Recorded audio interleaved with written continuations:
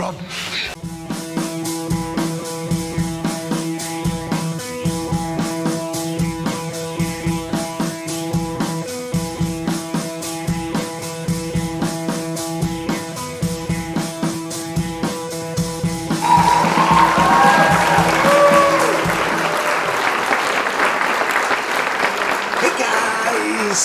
Today I'm going to review Rose. Yeah!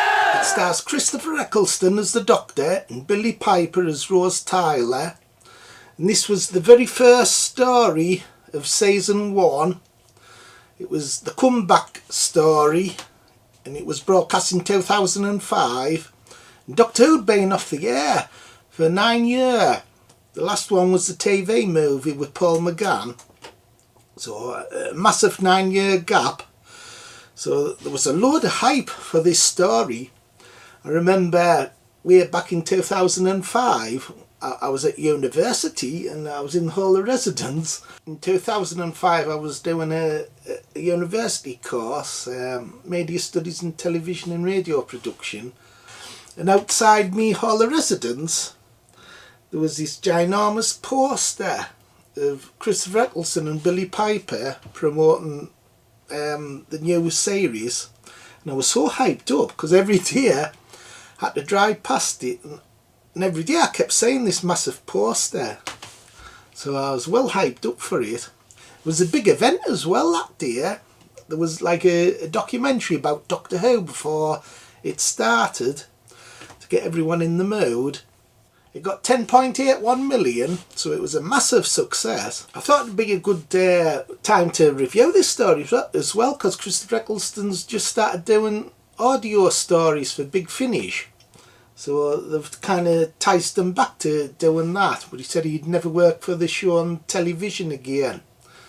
Because when he did play the Doctor, he reckoned he was like getting bullied, and he'd seen a lot of bad stuff where the people who were making the programme, he didn't name names, but you can kind of guess who they are.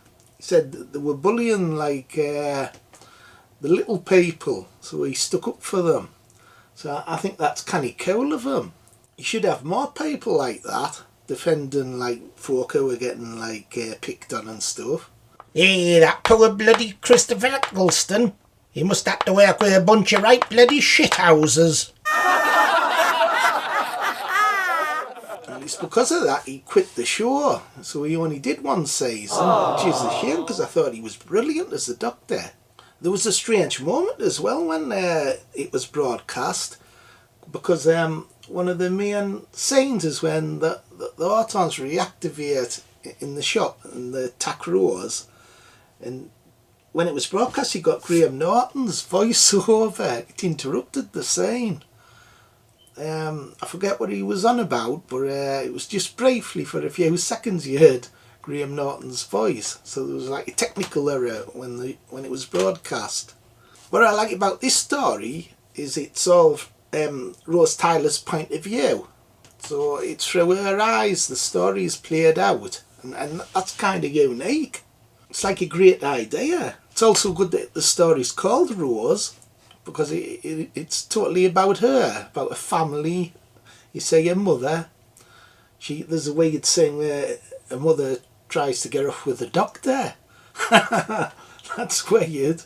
Hey, bloody Rose's mother. She was after the bloody Doctor's sonic screwdriver, I think. Dirty bloody bitch. Si no le ayuda a la fábrica, el camión la da. So your boyfriend Mickey, he's one of the disappointing things in the story. I like Mickey's character later on, but in this story he comes across as a right bloody plonker. Hey, that bloody Mickey, he comes across as a right bloody arsehole.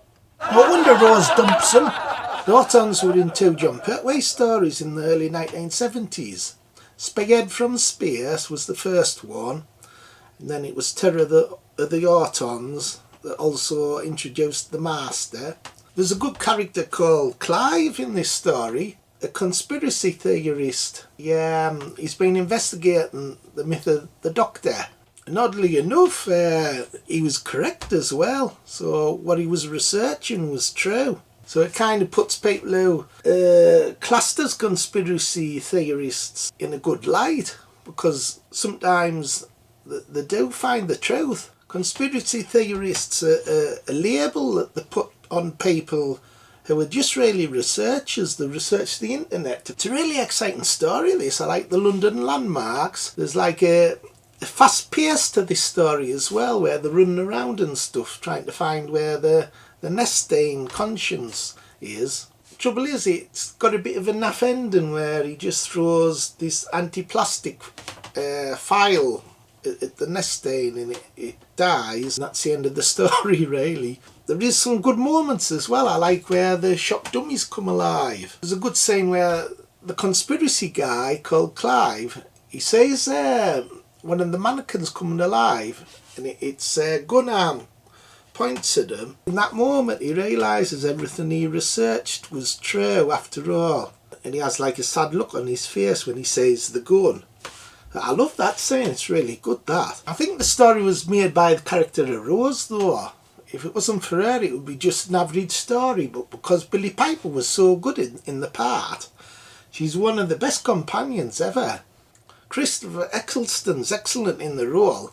I love the scene where he's talking to Rose outside her house. He's going on about the planets going around in the universe and stuff. Brilliant scene, that. That's who I am. After I watched the story in 2005, I thought it was good, but I thought it was a little bit disappointing as well. I was kind of expecting too much with all the hype. But the next story after it, The End of the World, I was blown away by that one, because that's like incredible, that story. I'll have to review that one sometime as well. So the story's definitely got faults though. There's a lot of silly humour in it. It's mostly to do with the character of Mickey. He comes across as a right fool. There's a restaurant scene where he looks silly, because he's kind of like Autons Mickey, and Rose doesn't realise, because she doesn't pay much attention to him, so it's kind of funny. But he's in all the worst bits though, so he does pull the story down for me. The story also has a bit poor CGI for the time. When the shop explodes, it looks like poor. So overall I thought it was good, but not like a classic. So I think I'd give it out of 10. I think I'd give it about 8. 8 out of 10. I do think Bones, I do like it. I thought it was bloody brilliant, Phil. Top marks. Hard to please, bugger you. Okay everybody, bye. See you next time. Bye.